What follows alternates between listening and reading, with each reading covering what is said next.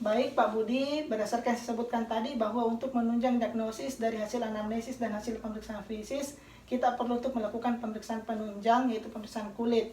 Nah, pemeriksaan ini terdiri dari dua, yaitu pemeriksaan Auspitz-Sign dan pemeriksaan Kopner-Sign. Dan ini merupakan pemeriksaan yang rutin kita lakukan untuk menunjang diagnosis dari keluhan-keluhannya pasien. Nah, pada pemeriksaan nanti saya akan meminta Bapak untuk membuka baju, lalu nanti saya akan lakukan sedikit goresan, baik pada luka maupun pada bercak kulitnya Bapak dan pada kulitnya Bapak yang normal. Nah, Bapak mungkin akan merasa sedikit tidak nyaman pada saat pemeriksaan, dan Bapak juga mungkin akan merasa sedikit nyeri pada saat dilakukan penggoresan. Namun Bapak tidak perlu khawatir karena saya akan melakukannya dengan sangat hati-hati dan seprofesional mungkin. Bapak memiliki hak untuk menolak, namun saya sangat sarankan untuk dilakukan pemeriksaannya. Apakah Bapak bersedia? Bersedia dok. Sebelumnya ada yang ingin Bapak tanyakan? Ada dok. Baik, jika Bapak bersedia silakan menuju ke tempat pemeriksaan selagi saya mempersiapkan alat tambahan, mencuci tangan dan memakai handscoon. Baik dok. Baik, saya akan melakukan cuci tangan rutin 6 langkah dengan sabun dan air mengalir. Pertama kita mengambil sabun, lalu kita oleskan di tangan dengan langkah-langkah sebagai berikut.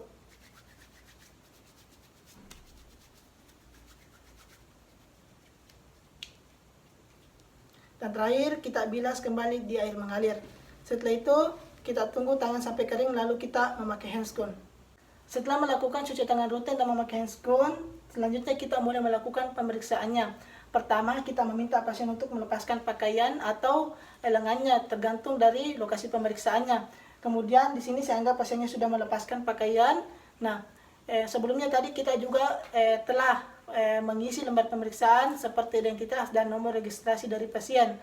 Kemudian kita mulai melakukan pemeriksaan Auspitz-Sign, di mana pertama itu kita posisikan daerah yang akan dilakukan pemeriksaan agar bisa dengan jelas kita perhatikan. Kemudian kita lakukan desinfeksi pada lesi dengan menggunakan kapas alkohol. Di sini kita lakukan desinfeksi pada lesi dan daerah-daerah di sekitarnya.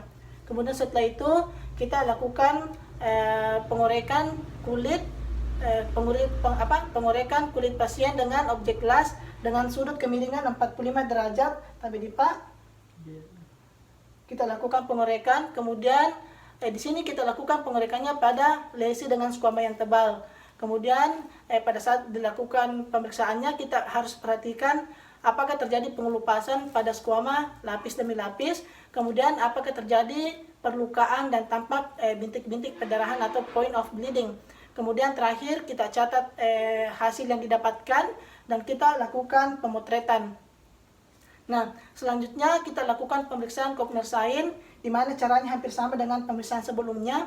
Kita posisikan pasien atau kelainan kulitnya agar bisa dengan jelas kita perhatikan. Kemudian kita lakukan desinfeksi pada lesi dan daerah sekitarnya yang normal dengan menggunakan kapas alkohol. Tapi Pak. Kemudian setelah itu kita tentukan kulit yang normal dan kulit yang mengandung lesi plak eritema yang menebal. Setelah itu kita mulai melakukan penggoresan pada kulit yang normal dan kita perhatikan apakah terjadi perlukaan. Tapi Pak, saya lakukan sedikit goresan. Nah, kemudian kita beritahukan kepada pasien bahwa ataupun keluarganya bahwa waktu untuk timbul fenomena Kopner yaitu rentang antara 7 sampai 14 hari. Kemudian terakhir kita catat hasil yang didapatkan, lalu kita lakukan pemotretan setelah 7 sampai 14 hari dari dilakukannya penggoresan. Baik Pak, pemeriksaannya sudah selesai. Silahkan dipakai bajunya kembali dan kembali ke meja pemeriksaan dan saya jelaskan hasil pemeriksaannya. Setelah selesai melakukan pemeriksaan, kita rapikan semua alat dan bahan, lalu kita lepaskan handscoon dan melakukan cuci tangan rutin kembali.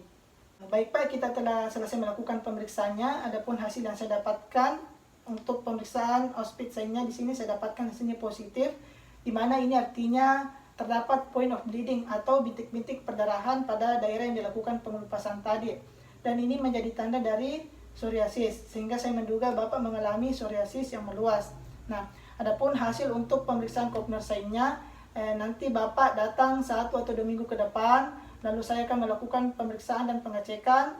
Saya akan melihat bagaimana reaksi dari pemeriksaan yang dilakukan tadi.